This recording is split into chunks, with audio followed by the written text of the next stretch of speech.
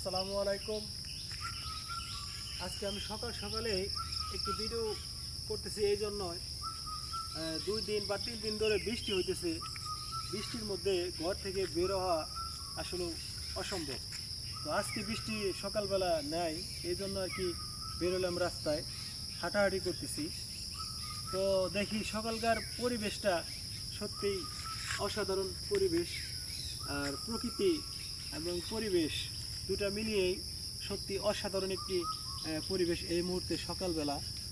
তো আমি আপনাদেরকে আজকে সকালবেলার যে পরিবেশটা আমাদের গ্রামের, এই গ্রামের পরিবেশটা আমি তুলে ধরার চেষ্টা করতেছি, সবাইকে দেখানোর চেষ্টা করতেছি।